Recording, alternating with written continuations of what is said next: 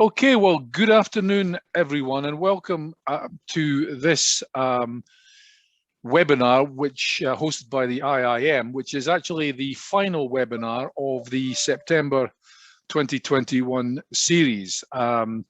This series follows on from the IIM survey, which was published a few weeks back and is available on the IIM website. So if anyone hasn't seen that, I would commend that to you. Hi, Ben. My name is Bruce Rayner, R-A-Y-N-E-R. I'm a career interim of something like 28 years now. Started when I was very young, probably around 12.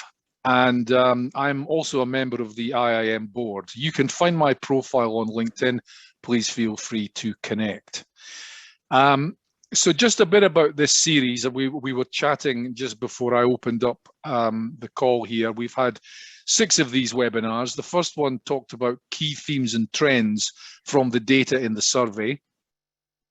We then had a second one which talked about interim management writ large. What was the outlook over the next 12 to 24 months? And we had Gavin, Nick Berman and Andrew Vox on that one. Then we started to have a bit of a deeper dive into these various sort of sectors, if you like, transformation, finance, and HR, looking at the market for interims in these areas. Transformation was an interesting one because everything, I guess, has a transformation title these days, one way or another.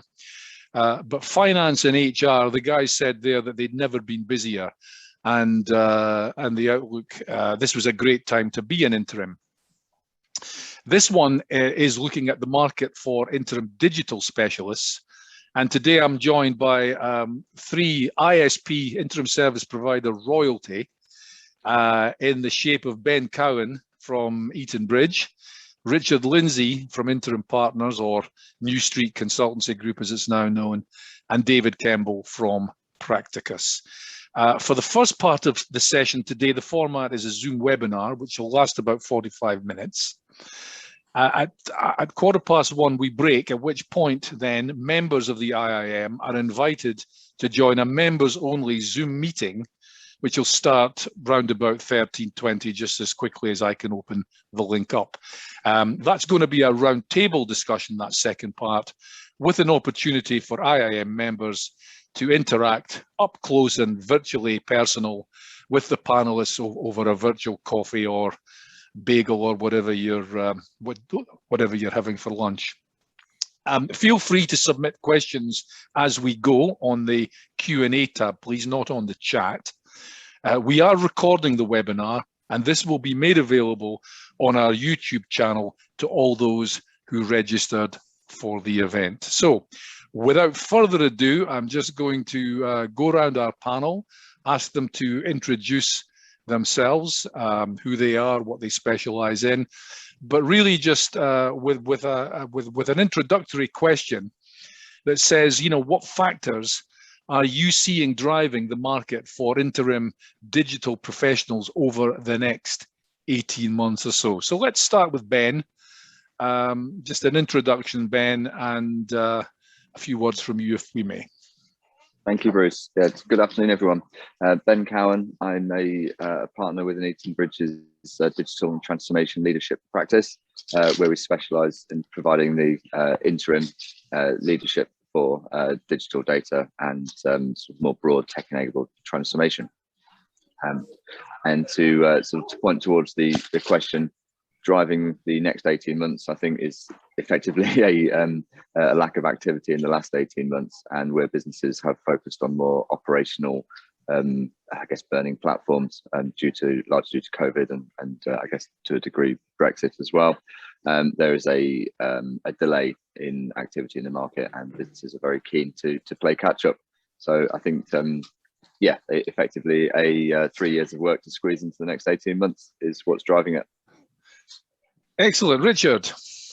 Good afternoon, everybody. I'm Richard Lindsay. I'm director of our leisure, retail and hospitality practices. You'd probably argue that after, this is over the last 18 months, so there were probably the sectors I would rather have not been representing within this pandemic. But almost ironically, it's actually been particularly busy as a lot of businesses recognise, a lot of them the hard way, how digitally unsophisticated they are, and the lacking of the supporting technology that essentially underpins pretty much everybody's digital strategy nowadays, and how much of a gulf there is between where they want it and need it to be in order to realise a sustainable future in those industries, but how lacking and how unsupported what their sort of current infrastructure is, and ultimately the speed at which that it needs to change. And I think that digital is one of those rather ambiguous titles where everyone thinks that they've done a bit of digital, whether it be digital marketing, is it digital technology, is it digital products, and I think that ambiguity makes it difficult sometimes to actually identify the true digital experts within the market that can help clients achieve quickly what they need to. Yeah, digital's been an incredible driving force over the last 18 months within my markets as hospitality businesses need to try and drive more digital offerings, because you can't go into restaurants and pubs, holiday parks trying to support social distancing but allowing people to book food, entertainment, etc., all online, and the whole underpinning piece of customer journeys and experience and through digital as opposed to face-to-face engagement. So it's been an incredibly busy sort of 18 months, I think, within leisure and hospitality and retail. Thank you, Richard. David. Yeah, hi everyone. So I'm Dave Kemble. I'm a client engagement partner at Practicus. And yeah, I'd agree with both what Ben and Richard said there. There's a lot of factors that are driving this. My world for the last 5-6 years has been primarily entrenched within the life sciences. So I've done a lot of work with pharmaceuticals, biotechs and medical device companies. But in the last 18 months, due to the drive of digital, I've moved away and actually had a more holistic view across multiple sectors. And to Richard's point, I think the customers are driving digital change.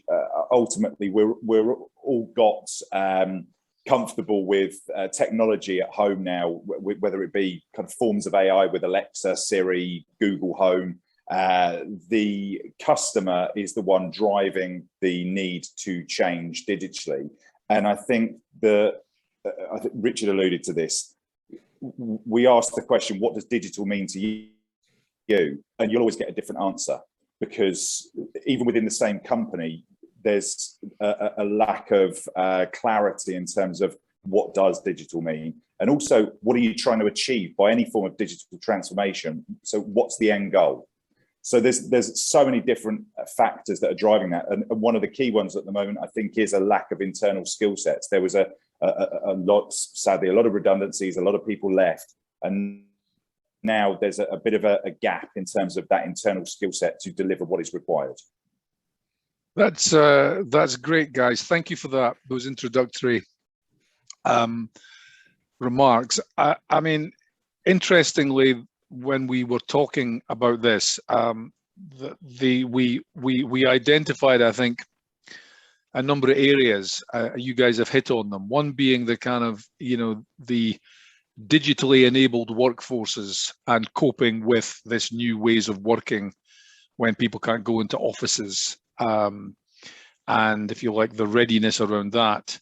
There's the internal systems, whether that's upgrading tech or software or data, and then there's the customer facing stuff, the actual kind of customer journey work, customer experience. Are those classifications broadly right when you're seeing the demand for skills, or is it a conversation with a CEO where he or she just doesn't know what they need? David, let's start with you on that. Sure. It's a good question. I think actually in terms of a skill set, from what I've experienced, it's a broader transformation skill set. It's again to understand that any form of digital transformation, any journey that you're going on, is going to really impact the people across the organization. So yes, you can bring in very specific skill sets that will help with whatever tech you're looking to bring in, but actually at a senior level, it's a broader understanding of how is this going to affect pricing, culture, people, and all the different touch points across an organization. So yeah, from my side, certainly it's more about working with the C-suite and the organization to understand, again, it's that strategy piece, it's distilling that down to what are you trying to do, and then understanding how that's going to affect your organization and what benefits you're going to get across those different departments, how it's going to streamline, how it's going to work. Yeah. Richard. Yes, I mean, I'd agree that it is a broader transformation piece, and I think anyone going into a digital transformation casually is on a road to nowhere. I mean, a lot of the discussions that we have are trying to educate businesses what digital is in the first place, because you can say, look, we want to be better digitally. We go, right, well, we need a better a more capable e-commerce platform. We want people to be able to check in on an app, right? Then you need to build an app. Oh, well, we haven't really got the back office technology to support that, right? We need to spend a ton of money in the back office and the infrastructure. Oh, well, we've got all these apps to work in various remote located hotels and holiday parks and things, but the Wi-Fi doesn't support all of this new clever technology, right? We've now got to then start implementing all of our sort of new networks and connectivity, and it just almost is like opening a Pandora's box. And I think you've almost got to choose your battles, because you can't do it all overnight. There's obviously business as usual that needs to be maintained whilst we're doing it. You've also got to identify who within the business is actually should be running and leading on certain things. I've seen many instances recently where people that don't know what they're talking about in terms of digital are running digital. They don't know what third-party suppliers to select. They don't know what good looks like. They don't know what's possible. They're not necessarily project leads in terms of knowing how to run a digital transformation to budget, to timeline, and it very, very quickly becomes a cul-de-sac of considerable expense and business damage.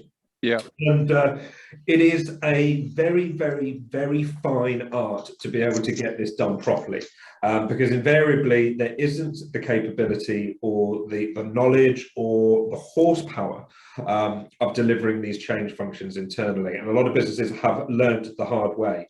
And then what we're also finding, which I'm doing a lot of recently at the moment, is having to put in transformation experts that their first order of business is to do an incredible amount of remediation work and almost repair the damage and get these businesses back on track and stop them hemorrhaging money, and also to almost realign expectations and to try and drive these programs effectively in the right direction. So yes, it is almost pulling back on the reins of clients sometimes when they actually think, right, this is what they want and this is how they want to do it, because ultimately it's not the way that they do want to do it, and that it's very, very important that we are identifying and putting in the right people that can do the right bits in the right order, and be able to bring these digital transformations to life. Yeah, great. I want to come back on that comment of, right people in a second. Ben, what's been your experience around these areas of, is it internal systems, is it customer facing, is it enabling workforce? Yeah, thank you. I think it's all of them. I know that speaking with Richard previously, his focus is more sort of the customer side of things, and that's definitely something that's had to change over the past 18 months. When you need to get in front of your customers need to be able to buy your product effectively. And I think we've all seen the Amazon effect of if a website or an app or whatever doesn't sort of follow you in an omni-channel manner, and you can't pick up your shopping list on the next device you pick up, you go elsewhere. I think that if it takes more than 4 clicks, you give up and go elsewhere. Yet sort of the whole way of working through an Amazon type app makes it so easy that then you get stickability with your customers. So I think a lot of businesses have been caught short by not having as good a sort of customer experience and customer journey that that sort of effectively it belies their product. They might have a fantastic product or a fantastic service, but if you can't access it very simply and easily, then you're likely to go elsewhere. So I think that's an area where businesses have had a stark realization that perhaps it was only 20% of their revenue through that channel previously. All of a sudden it's 100%, and they just weren't ready for it.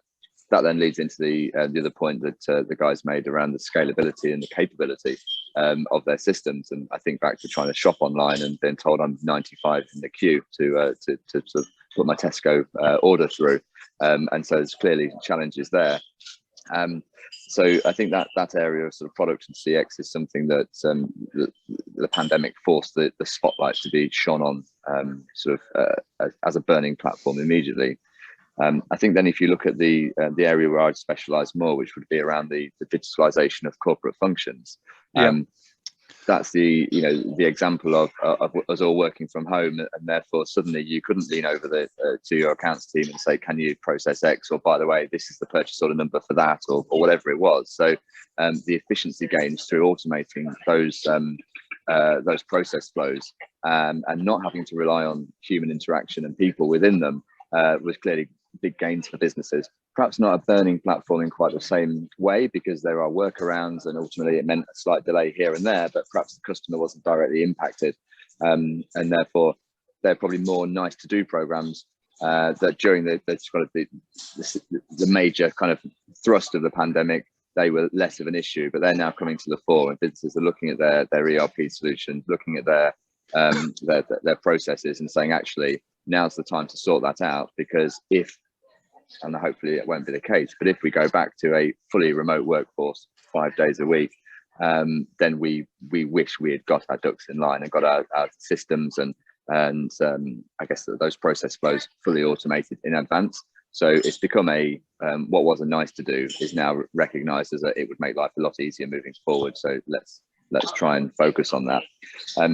But I think the one thing that I've also seen come to bear in a couple of the programs that I've been supporting around sort of digital enablement, actually it's people change and culture, digital culture, that needs to be addressed as a priority. And I did a blog recently which covered this. Without getting the people and the processes right, the technology is ineffective. It might be wonderful, but if people don't know how to use it, or they don't want to use it, more importantly, then you've got a challenge. So I think for me, the big area and opportunity is certainly for us as service providers, but also for sort of everyone else, educating the clients around this is a business problem we're solving, not just putting some new shiny technology in and expecting people to operate in a different way. So that for me is a core area of making sure that as these businesses are talking to us around wanting to do something, digital, it's okay. So what does that really mean? How is that going to impact your business? How's that going to impact the engagement with your internal stakeholders and your peers, with your customers as well? And how are you preparing them to understand that?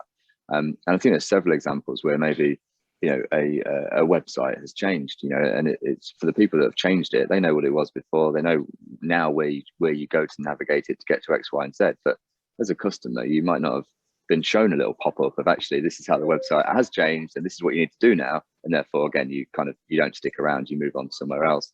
And equally within internal, where the training, the change, and the communication isn't effective, you just try and find a different way of doing what you used to do before, which kind of misses the point about moving into a technically and digitally enabled world. Yeah. No, that's fascinating. Thanks, guys. I mean, certainly from my experience, some of the businesses that I've come across, when they've been talking about digital, what they finished up with was, or where they've arrived at, almost just through stealth, was they had a website as well. So they basically added on another thing that just added on a layer of cost and complexity without necessarily taking any of the legacy stuff out or recognizing how customers fundamentally wanted to interact with them. And I think it was you, Richard, that made the point that you're in a cul-de-sac of expense and damage, which I'm going to borrow that phrase. But in terms of you know what a client is looking for across the C-suite of help, so either CIO, CTO, chief data officer, CMO. I mean, they're all doing digital.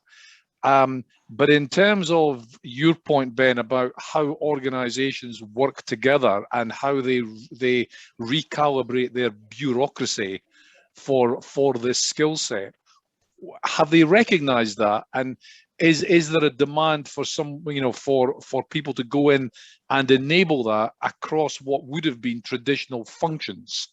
Ben, I'm going to pick you up on that one. Yeah, it's a good question, and I think actually it totally varies with the sort of the maturity curve of businesses and where they operate. So in some regard, there are businesses that were digital from the moment they were born, and they're always looking to push the innovation curve and trying to push to the next thing. And I think you're kind of pushing against an open door in those businesses because they fully get it. Yeah. Then you can go to the other end of the scale and maybe take a sort of a B2B business in what was traditionally quite perhaps an operational type environment where yeah, there's a big sell to help them to appreciate the benefits of digital. I think it leads to the other question of, you know, how digital do those businesses need to be in comparison? So, you know, go back to an Amazon or a Ocado or someone like that. It's a digital business virtually entirely. Yet does I don't know, a plumber's merchant necessarily need a fully automated warehouse and, you know, everything in that way, because the way their customers operate is perhaps not there yet. And I think that's a really interesting point of balance to get. And I've been working with a large builders merchants recently. At the moment, their customers are very happy to drop in at 8 o'clock in the morning, sit at the trade counter, have a cup of tea and a bacon sandwich, reel off the list of stuff they want, while the Joe Bloggs goes into the back office and gets the bits and bobs they need. That builder's son is not going to do that. You know, when he takes over the business, he wants to do it on his app and have it delivered directly to the building site.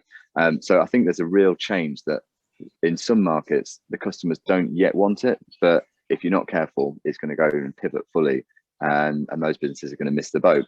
And that's balanced with, if we do all that now and invest all that spend, actually there's not going to be a huge amount of take up immediately because the existing customers perhaps aren't ready for it. So I think it depends entirely on the business and the sector, and I guess kind of the outlook of the C-suite. And you will get some people that are sort of, I'd say, sort of digitally enlightened and want to be there, and others that just perhaps don't see that urgency quite yet. But there's going to be a tipping point, and I think the pandemic's actually just accelerated that for everyone. Yeah.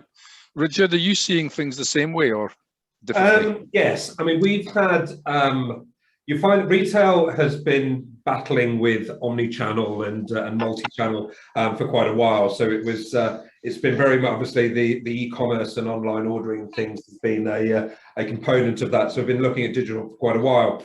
There's other bits within my sort of hospitality and restaurants and pubs, for example. Apps have obviously become quite important, given the fact that you haven't been able to go to the bar again up until recently. But those were all done a little bit more on the hop, as opposed to actually thinking that, yes, we actually really need this. And then there were other parts of the business where, I mean, I actually had a client that was told, this was a chief executive that was told that he needed a chief digital officer, and wouldn't actually sign off on it being a permanent position, and insisted he was going to suck it and see, and insisted that he was only going to do it as a 6-month fixed-term contract first. Obviously, his eyes were opened as to the value that this person was bringing in terms of all that. But there's all these new titles that people don't understand. I mean, exactly. Yeah. You look at what on earth 3 months, if you go, I'm a chief customer officer or a director of customer experience. I mean, it's one of these sort of straight at the time, it was one of these fluffy, ambiguous titles that now actually mean something. But it was almost, it seemed people perceived it as candidates almost self-titling themselves with these overly grandiose titles that no one really understood. I mean, there are a whole host of other things like chief data officer and things. I mean, I've got another business where they were just, they thought they were doing data okay because they were taking the data, people's credit card information, where they were spending money, and storing it in these data lakes, but doing nothing with it. So what we were able to do eventually was convince them that, look, what they needed is a chief data officer, someone that had that scientific capability to be able to delve into the numbers and actually understand what they mean. And this was a hospitality business, and what they were able to get was an understanding of what a middle-class family of four would spend in one of their restaurants on a wet day in June in the northeast, for example. And then what that does then allow you to do is become much more sort of understood on that particular demographic, where therefore you need, from a localization point of view, where you need to put certain things and where you may well need to cut it back in other areas. And the level of insight that people have had their eyes open to, not because they knew they wanted it, it's because we've shown them that this is the capability that they could get hold of and now can't do without it. So you're almost dragging these horses to water a little bit and convincing them that these are the sort of the new capabilities that they need, because if they don't, they're going to lose. To Ben's point, they're going to miss out, and they're going to be behind the curve, and they're going to be eclipsed by the businesses that did it better and more quickly. Yeah, David. Yeah, I agree with the gents there. Ultimately, it all boils back to, do you know what your customer expects and wants from you? Understanding that data, and big data was the big thing. What was it? Everyone was talking big data for ages, just before we've gone digital. Now digital is the buzzword and everyone must be digital. Ultimately, we all want things quicker, faster, better. And I think the art of the possible is now coming to the front, and people are actually starting to innovate and think about, actually, what could we do? What's available? Immersive technology, AI, machine learning. But again, you've got to understand why are you doing it? What are you actually going to achieve from implementing this? And how's it going to impact your staff? How's it going to, is it going to help staff retention? Are your customers going to, and also, is it going to future-proof you? Because technology does move so fast that if you spend millions and millions implementing something that in 2 years, 3 years' time is not going to be fit for purpose, then you've got to be very careful about how you go about doing that. I mean, the world of life science is very interesting at the moment, and they've started to look at, there is something now, digital therapeutics. So there's technology where you can put a digestible chip into a pill, for example, for mental illness, for something like schizophrenia, which allows people to be able to see when that medicine was taken, to then check what the sleep pattern of that individual is, and then look at and see whether there's the chance of another episode taking place. And if so, if that person's in a managed home, then they can go out and see them and make sure they're taking their medicine. There's apps for diabetes now that allow people to understand, okay, actually you probably need to have a glass of water, or you need to take your insulin. So the art of the possible is amazing, and where we are in the last 20 years, I mean, technology has just gone in just leaps and bounds. And the great thing is now, I think everybody embraces it, especially during the pandemic, the ability to do Zoom calls with your family. You've got grandparents who are not terrified of picking up the phone and doing a FaceTime. There's so much now that we can do, and I think people are embracing technology, and now all companies have to look at that and how it can enable them. So look, turning then to the specific question, the demand for interim talent, which is, I guess, close to all of our hearts here, and the boys and girls on the call. What are we seeing? Are we seeing you know, specific skill sets? Are we seeing people being you know, required to go in and provide intellectual capital and leadership, you know, knowledge that isn't there, or what, in terms of, you know, supplementing or replacing the actual permanent talent that a business may or may not have? You know, where are the gaps, and where's the opportunity for interims, particularly over the next sort of 12 to 24 months? Can you come back on that, David? Yeah, sure. So I think at the moment there's the the desire to bring in, again, you could touch on all those different points that depending on the company and depending on who you're speaking to within that organization, it's up to us to understand exactly what they require and what do they need and what's going to fit best for their outcome. But by and large, what I've found has been a broader skill set. It's more about working with the organization to work backwards from the desired outcome, work with the C-suite to ensure that everybody understands what it is they're trying to achieve, because it's that interpretation of digital again and what the impact is going to be on the organization. The other issue that I think we're finding at the moment is that people underestimate the budget that they're going to need to do this. This has been separately, and it kind of almost gets lumped into, right, your tech, you can handle this, but it's actually not tech. It's going to go across every single part of the business. So therefore, you have to be a little bit careful about making sure that the budget is there to bring in the right skill set for the right people for the right length of time. And there is I've certainly seen a little bit of a shift towards perhaps consultant approach, more of bringing in a few teams of individuals, because what they want to make sure is that they don't lose that knowledge when the interims leave. It's drilling home the fact that the interims are going in there, are going to help them. They're going to pass on that knowledge and leave a legacy so that that company is fit for purpose and able to run on their own 2 feet afterwards. Yeah. Richard.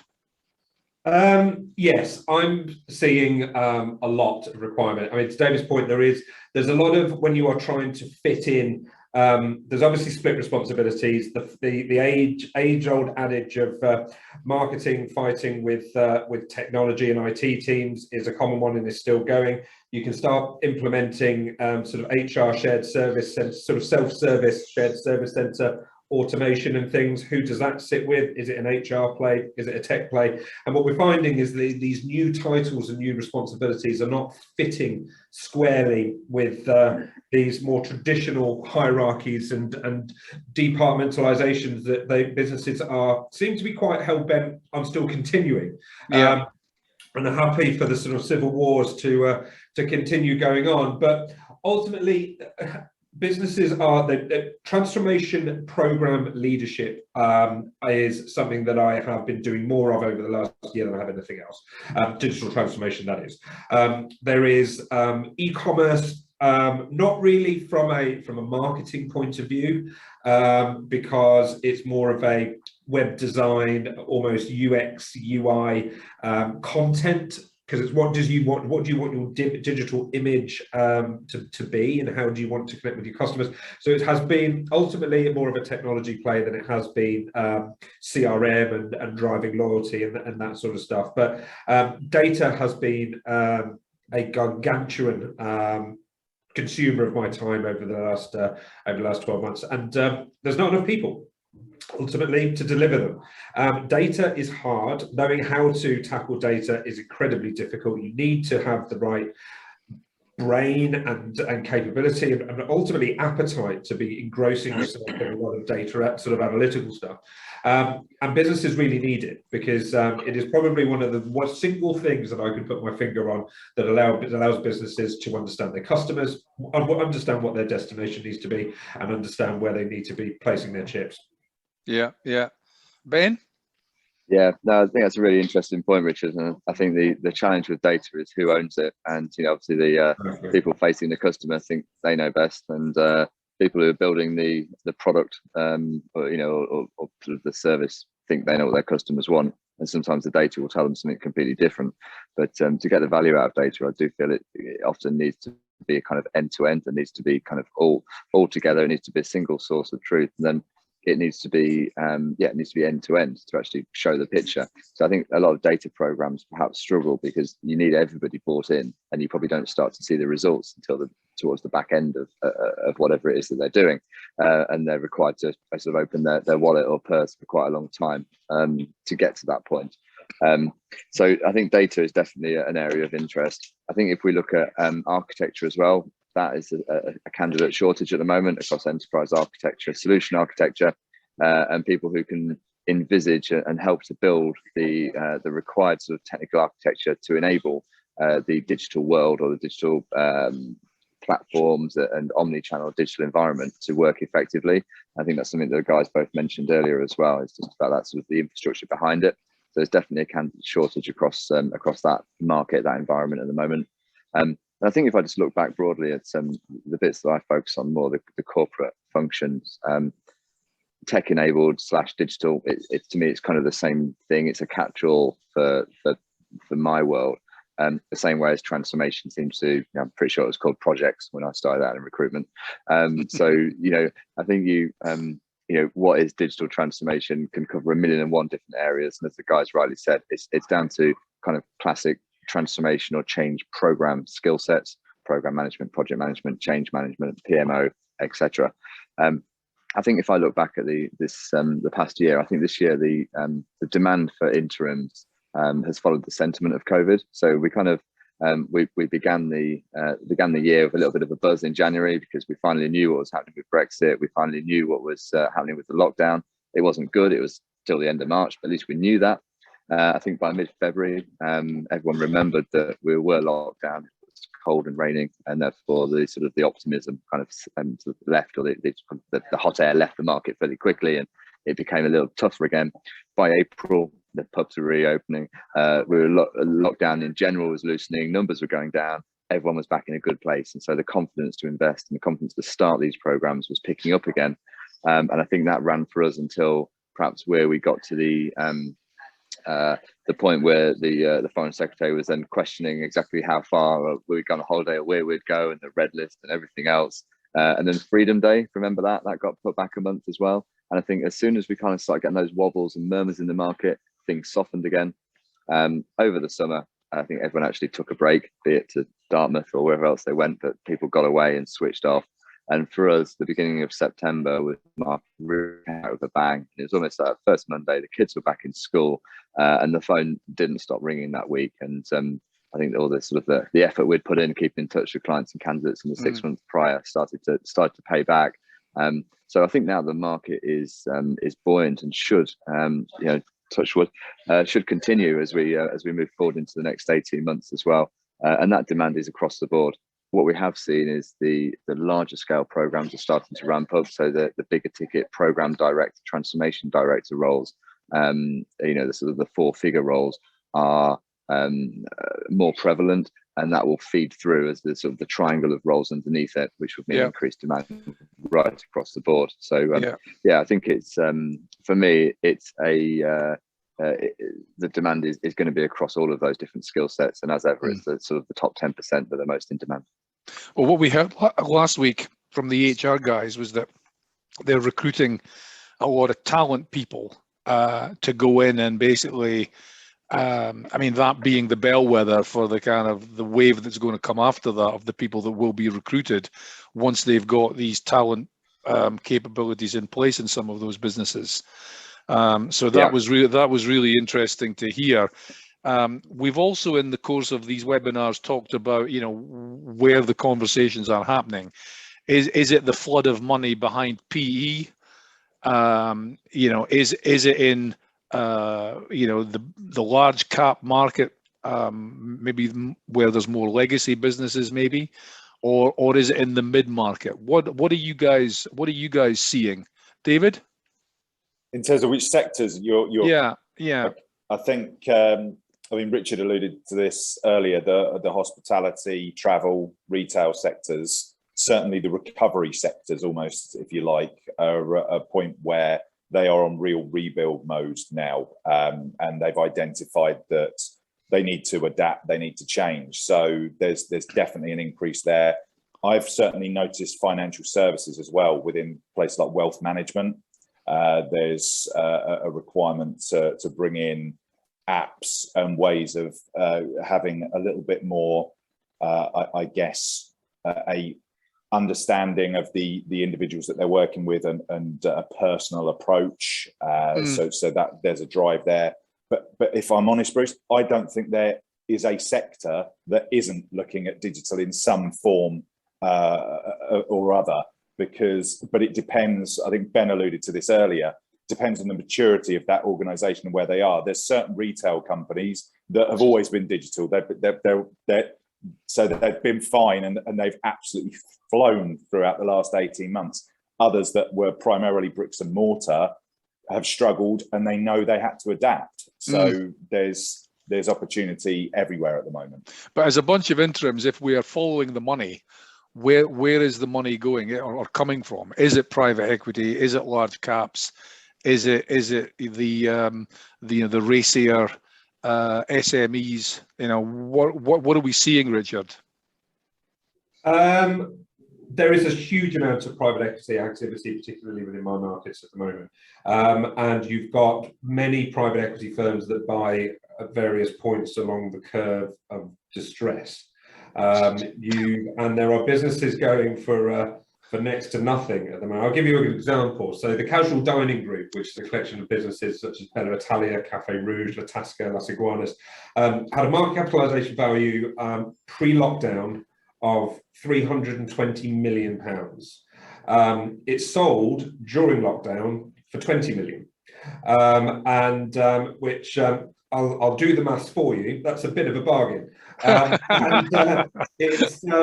what that business has done, because ultimately, if you still own it and it's worth 320 million quid, the problem is with these brands is that they are too big to change quickly.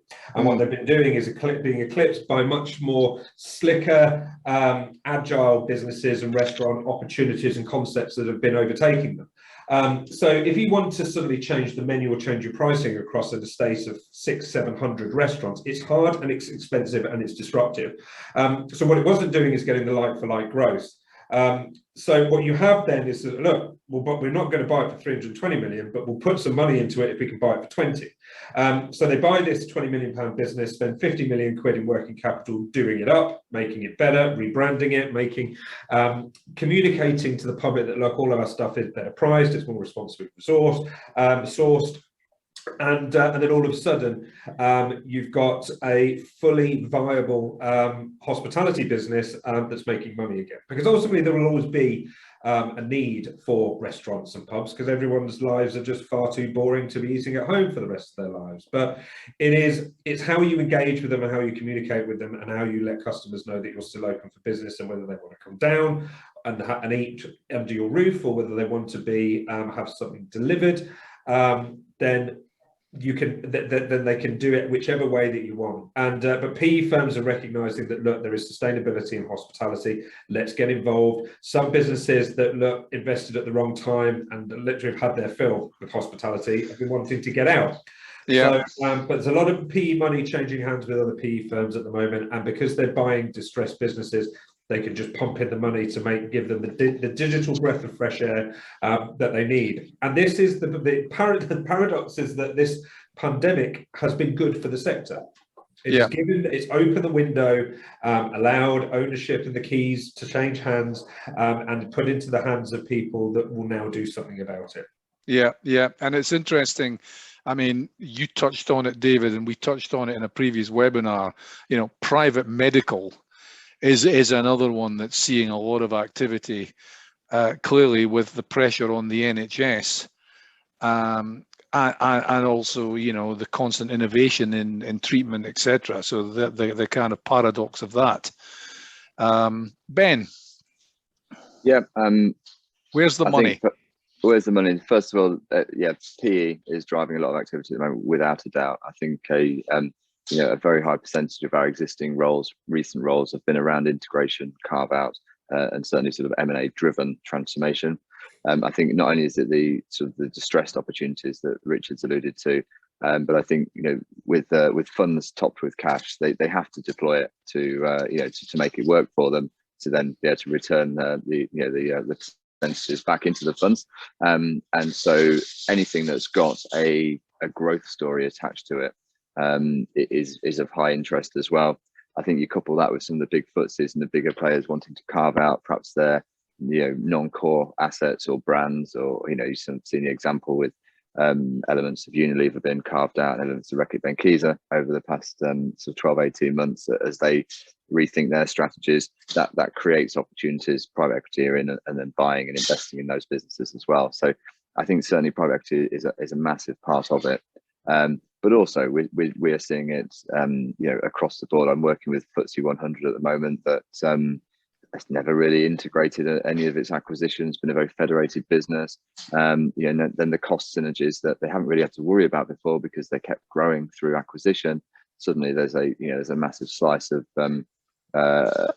revenue to take out to improve the bottom line without having to go and try and sell more at the moment. So I think as ever, really, the beauty of transformation is when the market's going well, there's opportunities and those people are deployed to grow and to improve.